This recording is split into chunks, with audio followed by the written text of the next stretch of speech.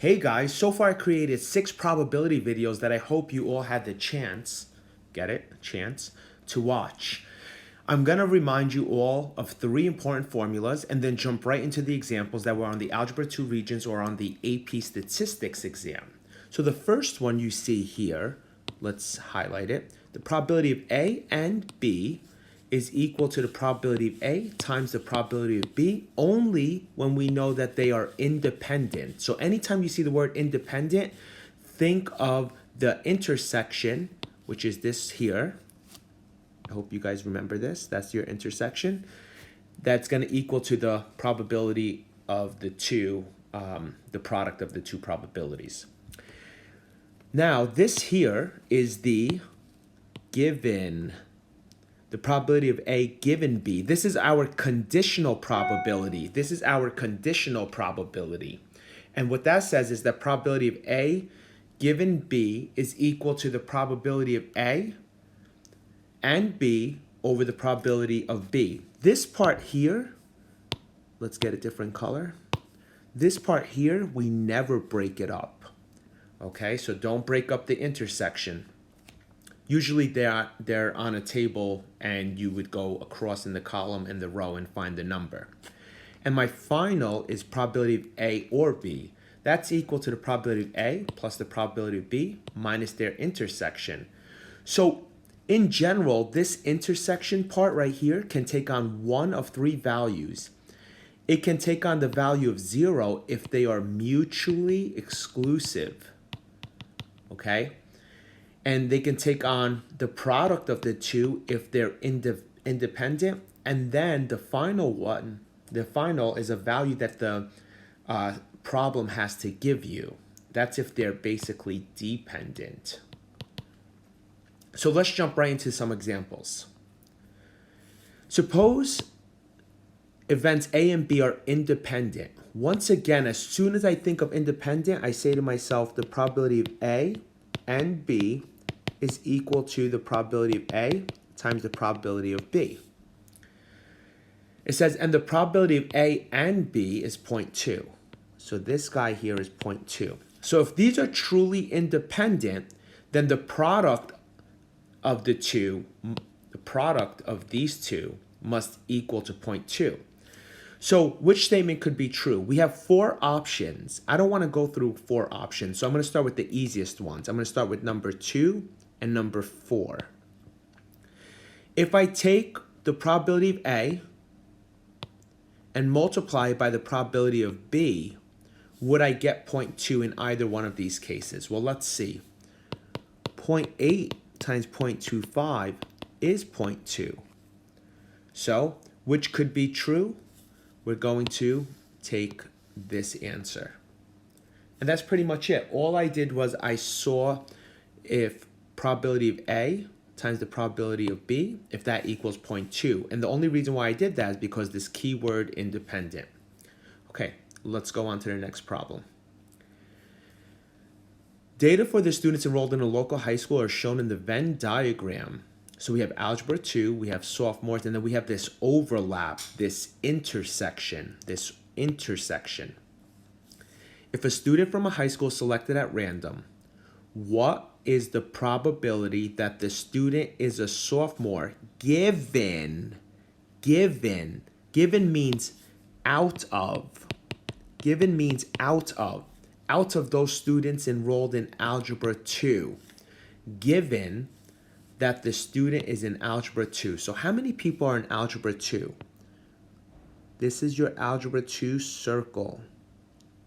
So there's 295 of them who take Algebra 2. Given that the students enrolled in Algebra 2 out of the 295, how many are? What is the probability that the student is a sophomore? So these are the sophomores. So if you want to look at it from a notation standpoint, then we're going to say the probability of sophomore given Algebra 2. If you remember the formula for the given, it's going to be the probability of S and A2 over A2. Remember I said earlier, we never, ever, ever break this. I wanted a highlighter. We never break this up. So that's this guy right here, the 85. And how many algebra 2? Do not say it's only the 210. It's the whole circle. So it's 295. Okay, let's go on to the next one. On any given day, the probability that Nick oversleeps, the probability that he oversleeps is 0.48. And the probability he has a pop quiz, oh boy, is 0.25. Assuming these two events are independent, okay.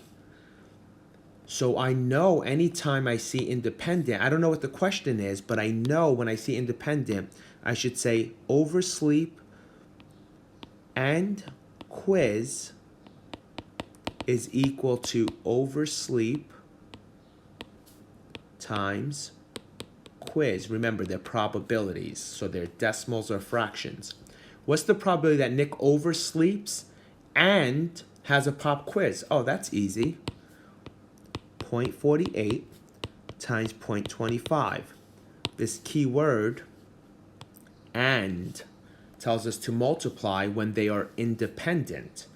So 0.48 times 0.25 is 0.12. Let's get rid of this. So this here is going to be 0.12, so that's 12%. Okay, one more for this video, and then I'll do a whole new video of just examples.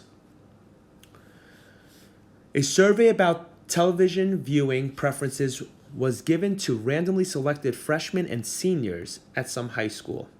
The results are shown in the table below. A student response is selected at random from the results. State the exact probability that the student response is from a freshman, given that the student prefers to watch reality shows on TV. So,